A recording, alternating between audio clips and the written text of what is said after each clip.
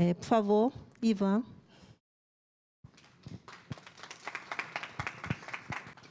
Bom dia, pessoal. Eu sou Ivan, eu sou um homem negro, 1,64 m de altura, 80 quilos.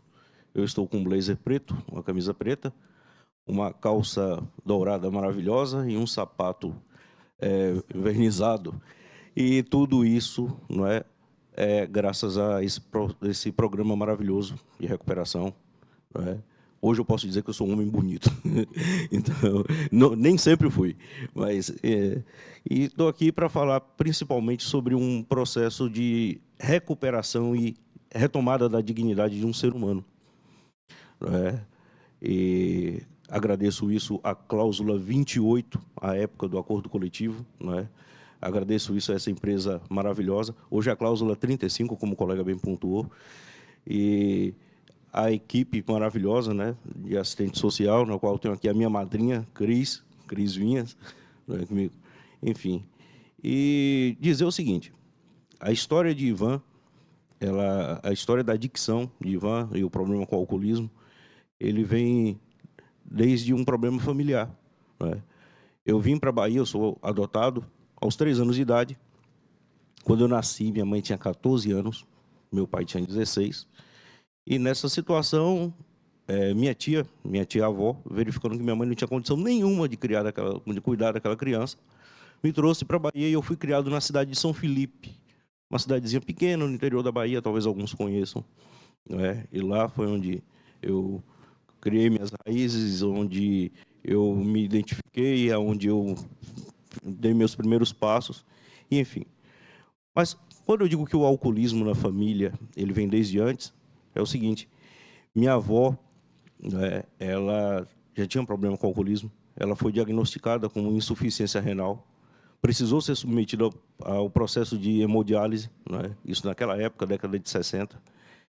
E a irmã, né, inclusive, na ação, a irmã e a mãe, numa ação desesperada, trancou ela no quarto para que ela não bebesse de forma nenhuma, porque, afinal de contas, a pessoa com insuficiência renal, fazendo uso do álcool, não é? Aquele transtorno todo, o vício foi tamanho que, trancando ela no quarto, ela consumiu todos os frascos de perfume. Não é?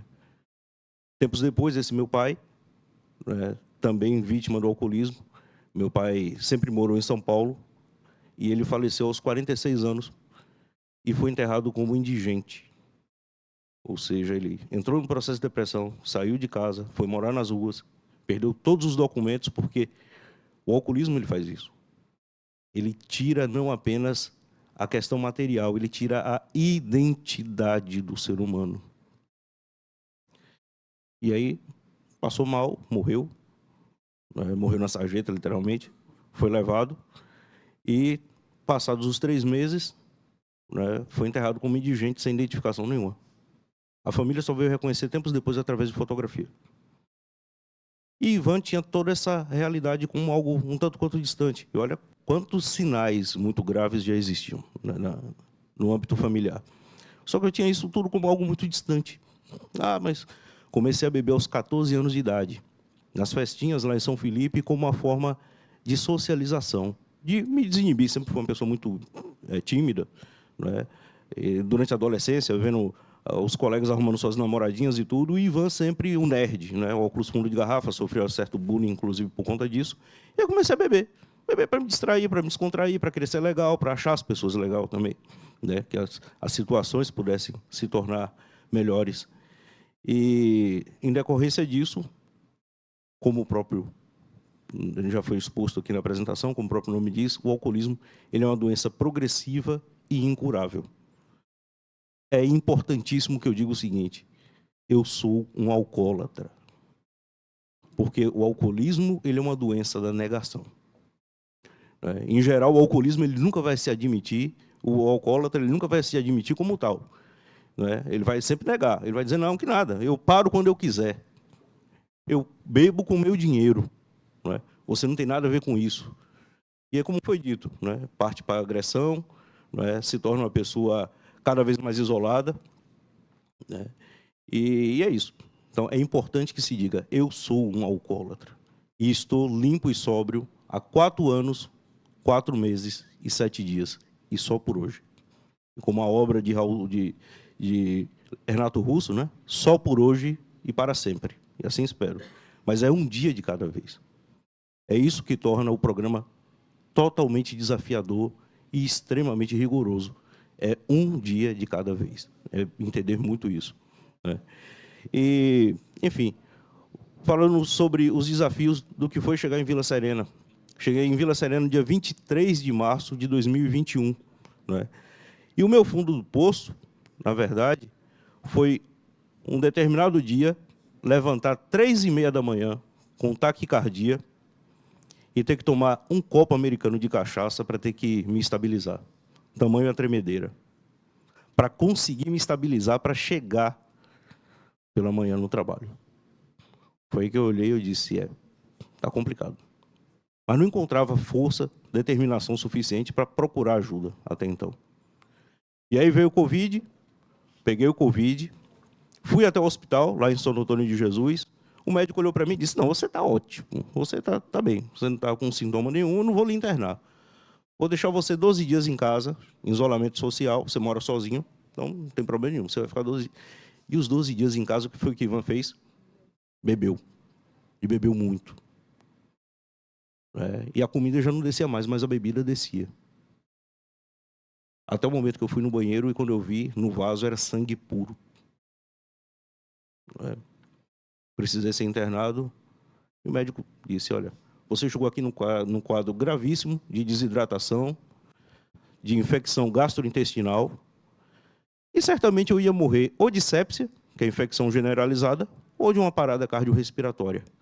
E no atestado de óbito não iria constar lá, morreu de alcoolismo, ou morreu de cachaça, ou morreu de bebida, não.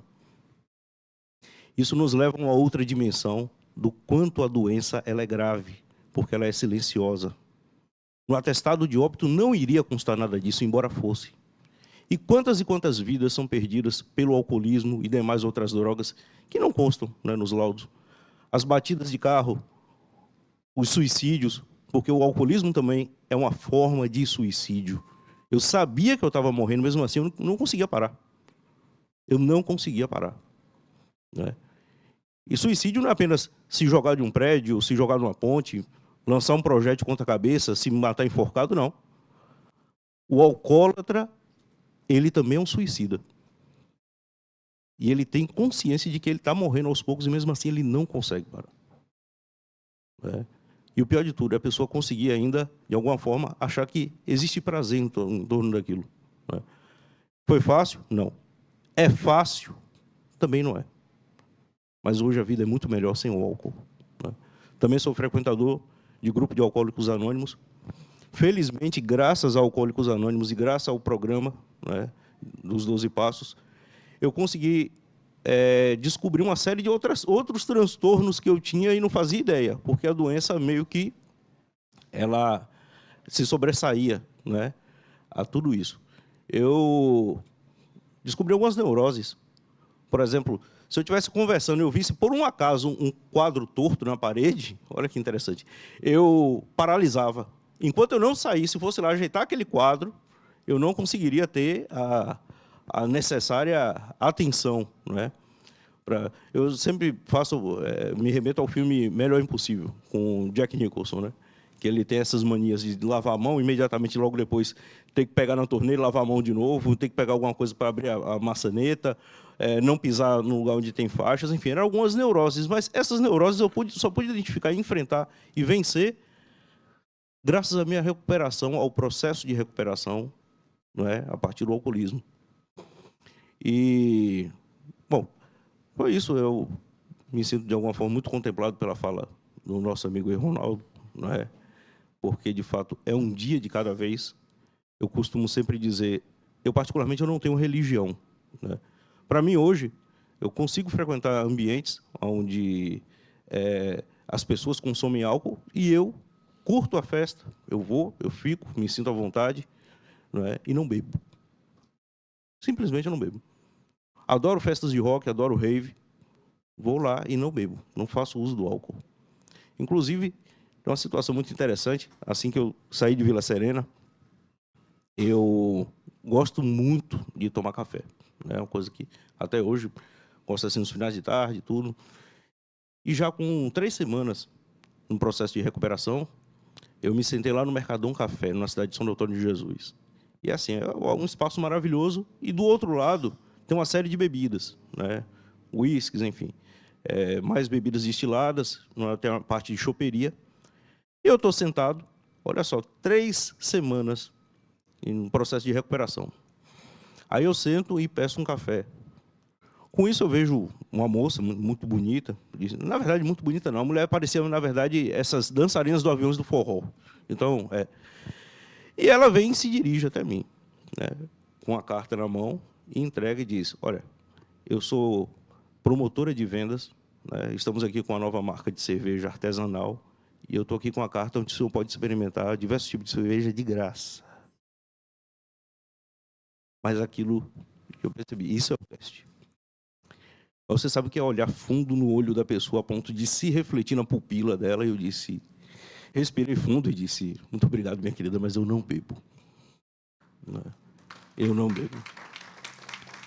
Então, esses são os desafios que o alcoolismo, né, ele nos impõe dia a dia.